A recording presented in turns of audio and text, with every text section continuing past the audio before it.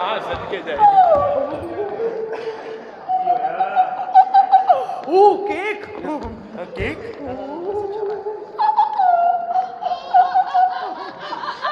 इसका नंबर है। उठा ना यार। देखे लो दिखाए ना। देखे लो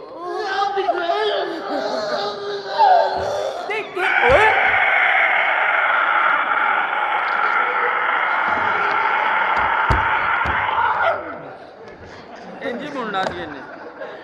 देखे लो हाँ जी। ओए ओए तुसी दोवां ने रल के केक रखिया। नहीं ऐसा बात नहीं, हमने पूरा रसगुल्ला भी रखा। Excuse me. केकू मरे बखा भी 18 साल हो गए कही जानी। केकू आपका नाम क्या है? हैं जलेबी भाई। मुझसे मिलिए। कौन? रसगुल्ला भाई। हमको मिलो यारा भाई। अच्छा अच्छा जी। वो कौन है? तो तुम केकू भाई जनाब आप खैर से आई हैं? हैं? खैर से आए हैं? मैं यहाँ काम आई हूँ। क्या काम है? सूफी साहब केड़े कमा च पै गए कोला तो वाल ध्यान दो। सूफी साहब जो मर्जी कहे तुसी अपना ईमान मजबूत रखना। देखिए मेरी बात सुने। सुनाए। आपने कभी अपनी जिंदगी में हाँ जी कभी जी जी कभी कभार जी जी। पॉलिसी ली है? पॉलिसी? नहीं जी, हम तो उसका नंबर पूछ रहे हैं, वो भी नहीं बता रहा। ओए पॉलिसी और चीज है, नंबर और चीज है। पॉलिसी होती बीमा है। कराया आपने कभी अपना बीमा? बीमा कीमा खाया? कीमा कीमा तो बड़ा खाया। केदा हाँ जी हाँ कीमा खाता? हाँ जी। ओदी छोटी भैन है बीमा। अच्छा अच्छा अच्छा बीमा पॉलिसी। अच्छा, बीमा पॉलिसी। बीमा पॉलिसी जनाब कराते लवांगे। ये खर्चा कितना आ जाएगा जी? ए जी किन्ने ने करानी? एक बंदे दे किन्ने होंदे ने? एक बंदे दे किन्ने किन्ने? मकान पा के दसी। एक बंदे दा लाख रुपया है। जे दो बंदे? दो बंदे दा 2 लाख। चार? चार दा 8 लाख। 8 8 दा 16 लाख। 16 बंदे पैसे ज्यादा नहीं? तो सारे बंदे नहीं ज्यादा। मेरे को 16 बंदे दे पैसे भी ना ताड़े को मंगी है। एक पॉलिसी का लाख रुपया। हाँ तो जे पॉलिसी दूरों देखनी होवे ते अच्छी गल है। फिर 20-25 रुपए हो जाना चाहिए काम। नहीं है वे 20-25 रुपए असि दूरों नहीं बखांदे। सानू दूरों विखा दे, पठान दा मीना लंघ जाना एड़ा की जाना है। कोई ऐसी गल किन्ने पैसे एक बंदे दे? हाँ जी किन्ने पैसे? ओ तू केक तू की देना? तू आप 200 दा कारीगर। मेरे को 5000 है, मैनू पॉलिसी विखा दे बस। गल हो गई। अच्छा जी मेरी गल सुनो। पॉलिसी मैं दो बंदे दी साढ़े चौधरी है ना 60-70 साल दी उन्होंने जिंदगी। मेरी गल सुनो मैं ताड़ी पॉलिसी करांगी तुसी इत्मीनान दे नाल करा लो। जे पॉलिसी ऐसी बैंक चा ਜਦੋਂ ਤੁਸੀਂ ਤਿੰਨੇ ਮਰ ਜਾਓਗੇ ਨਾ ओ अल्लाह तो सारे- रहम मांगो। हाँ जी ਕੀ हजे किथे ਇਹ ਮਰਨਾ ਨਹੀਂ ਜੇ मरना है तो भाग के। ਸਾਲਿਆ ਛੱਡ ਦੇ ਕੇਕਾਂ ਵਾਲਾ ਕੰਮ। ਅੱਗੇ ਜਾ ਕੇ ਕੀ ਮੂੰਹ ਵਿਖਾਏਗਾ ਕਿ ਇੰਜ ਹੀ ਰਿਹਾ ਮੈਂ ਸਾਰੀ ਜ਼ਿੰਦਗੀ। ते तो की मुंह खाएंगे, मेरे लत्ता पक्के ना रही हैं। अपने भी ते दस सानू इल्जाम भी लाइए। ਸਾਡੇ ਤੇ ਅਸੀਂ ਨੇਕ ਲੋਕ ਆ ਆਏ, ਪਾਗਲਾ। ਆਏ, ਆਏ। ਦੇਖ ਸਾਨੂੰ ਨੇਕ ਲੋਕ ਵੇਖਣ ਆਏ ਨੇ।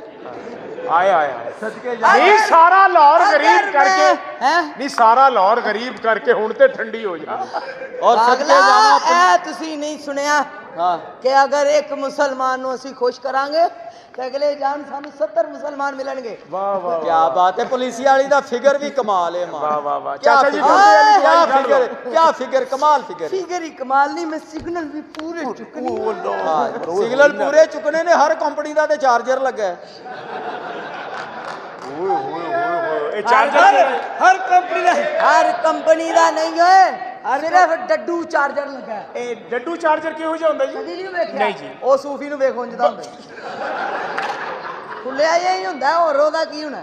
वाह वाह वाह। अच्छा जी गल सुन लो पुलिस ही ਅਸੀਂ ਕਰਾ ਲੈਨੇ ਆ हाँ। दो ਬੰਦਿਆਂ ਦੀ ਮੇਰੀ लेकिन ਗੱਲ फायदा ਸੁਣੋ, तो ਸਾਨੂੰ ਨਹੀਂ ਨਾ ਜੀ ਫਾਇਦਾ ਮਰਨ ਤੋਂ। ਨਹੀਂ, ਫਾਇਦਾ ਹੀ ਫਾਇਦਾ ਤੁਹਾਨੂੰ।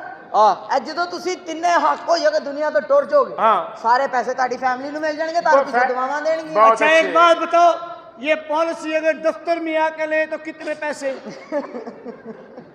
10 ਦਫ਼ਤਰ ਕੋਲ ਸਾਡੇ ਕੋਲ ਟਾਈਮ ਨਹੀਂ ਹੁੰਦਾ ਉੱਥੇ। तो ये छत पे जाके लिए तो ਛੱਤ ਤੇ ਧੁੱਪ ਬੜੀ ਹੁੰਦੀ। कोई बात नहीं, हम कूलर लगा लेगा। छोड़ दे यार ਤੇ ਘਰ ਆ ਕੇ ਪਲੀਸੀ ਦੇ ਰਹੇ ਨੇ ਤੇ ਤੂੰ ਐਵੇਂ ਹੀ ਫਜ਼ੂਲ ਦਾ ਜਦੋਂ- ਕਰ ਰਿਹਾ ਜਦੋਂ- ਮੇਰੀ ਗੱਲ ਸੁਣੋ ਹਾਂਜੀ। ਪੈਸੇ ਸਾਰੀ ਜ਼ਿੰਦਗੀ ਅਸੀਂ ਭਰੀਏ ਮਰਨ ਤੋਂ ਬਾਅਦ ਇਹ ਪੈਸੇ ਖਰਚ ਕਰਨ ਬੱਚੇ ਇਹ ਤੇ ਕੋਈ ਫਾਇਦਾ ਨਹੀਂ ਨਾ ਪੁਲਿਸ ਦਾ ਪਾਗਲਾ ਮੈਂ ਸ਼ੁਰੂ ਕਰ ਦਿੱਤੇ ਇੱਕ ਘਰ ਬੱਕਰਾ ਜਿਬਾ ਕਰਨ ਗਿਆ ਬੱਕਰਾ ਚੁੱਕ ਕੇ ਲੰਮੇ ਪਾਇਆ ਤੇ ਭੁੱਲ ਗਿਆ ਪੜਨਾ ਕੀ ਕਹਿੰਦਾ 4 ਤਕਬੀਰ ਨਮਾਜ਼ੇ ਜਨਾਜ਼ਾ ਫਰਜ਼ ਕਿਫਾਇਆ ਉਹਨਾਂ ਨੇ ਫੜ ਕੇ ਲੰਮਿਆਂ ਪਾਇਆ ਇਹਨੂੰ। ਵੱਡੀ ਨੂੰ ਐਡਾ ਤਗੜਾ ਵਿਹੜਾ ਲੈ ਆਏ ਨੇ ਤੇ ਛੁਰੀ ਅਸਰ ਹੀ ਨਹੀਂ ਕੀਤੀ ਤੇ ਉਹਦੇ ਮੂੰਹ 'ਚ ਬੰਬ ਲਾਤਾ।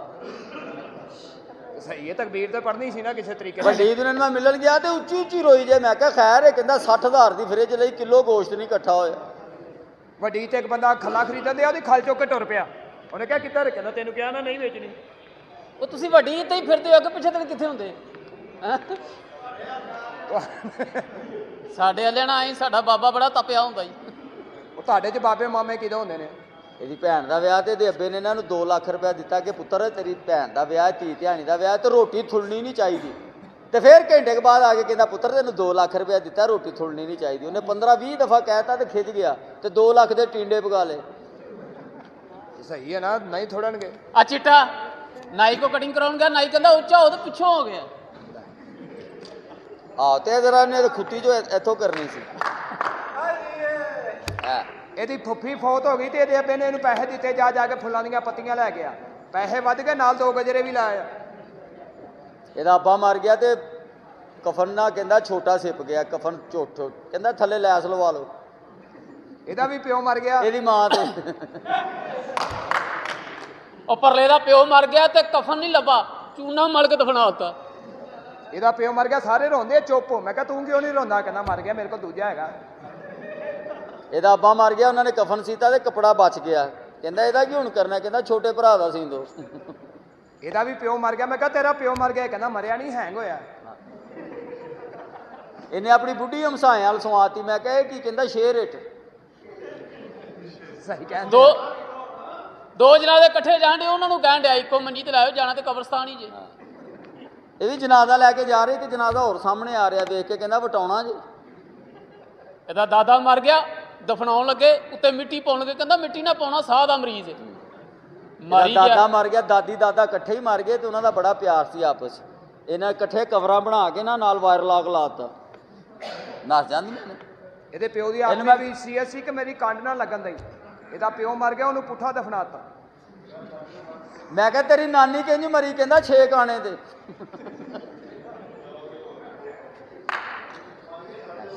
ਹਾਂਜੀ ਸ਼ੇਰ ਸੁਣਾ। ਮੈਂ ਕਿਹਾ ਤੇਰੀ ਨਾਨੀ ਕਿਉਂ ਨਹੀਂ ਮਰਦੀ? ਕਹਿੰਦਾ ਚੀਟੇ ਲੱਗੀ ਏ। ਹਾਂਜੀ ਹਾਂਜੀ ਸ਼ੇਰ ਸੁਣਾ ਦਿਓ। ਚਲੋ ਜੁਗਤਾ ਕਰੋ। ਅੱਧੀ ਰਾਤ ਨੂੰ ਪਿਓ ਨੂੰ ਕੁੱਟੀ ਜਾਂਦਾ। ਕਿ ਕਾਹਦੇ ਤੋਂ ਕੁੱਟਣ ਦੇ? ਪਿਓ ਤੇਰਾ ਕਹਿੰਦਾ ਲੜਾਈ ਮਾਮਿਆਂ ਨਾਲ ਹੁੰਦੀ ਜ਼ੁਲਮ ਸਾਡੀ ਅੰਮੀ ਤੇ ਕਰਦਾ। ਹਾਂ ਵਾਹ ਜੀ ਵਾਹ ਕੀ ਬਾਤ। ਖਿਡੌਣੇ ਵਾਲੀ ਦੁਕਾਨ ਤੇ ਜਾ ਕੇ ਕਹਿੰਦਾ ਭਾਈ ਬਾਂਦਰ ਕਿੰਨੇ ਦਾ? ਉਹਨੇ ਕਿਹਾ ਚਵਲਾ ਸ਼ੀਸ਼ਾ ਵੇਖਣ ਦੇ ਆ। ਐਨ ਮੈਂ ਪੁੱਛਿਆ ਮੈਂ ਕਿਹਾ ਤੇਰਾ ਪਿਓ ਕੀ ਕਰਦਾ? ਕਹਿੰਦਾ ਪਤਾ ਨਹੀਂ ਮੈਂ ਛੇਤੀ ਸੌ ਜਾਣਾ। ਕੌਣ? ਇੱਕ ਦਰਬਾਰ ਤੇ ਗਿਆ ਕਿ ਬੰਦਾ ਕਹਿੰਦਾ ਬਾਬਾ ਜੀ ਮੇਰੇ ਘਰ ਪੁੱਤਰ ਹੋਏ ਮੈਂ ਸੋਨੇ ਦਾ ਚੂਹਾ ਚੜਾਵਾਂਗਾ। ਪਿੱਛੇ ਇੱਕ ਹੋਰ ਬੰਦਾ ਖਲੋਤਾ ਕਹਿੰਦਾ ਬਾਬਾ ਜੀ ਮੇਰੇ ਘਰ ਪੁੱਤਰ ਹੋਏ ਮੈਂ ਚਾਂਦੀ ਦਾ ਚੂਹਾ ਚੜਾਵਾਂਗਾ। ਪਿੱਛੇ ਇਹ ਖਲੋਤਾ ਕਹਿੰਦਾ ਬਾਬਾ ਜੀ ਮੈਨੂੰ ਕੜਿੱਕੀ ਦੇ ਦਿਓ ਮੈਂ ਦੋਵੇਂ ਫੜ ਲਾਂਗਾ। ਆ ਜਾਓ ਆਪ ਆ ਜਾਓ। ਅੱਛਾ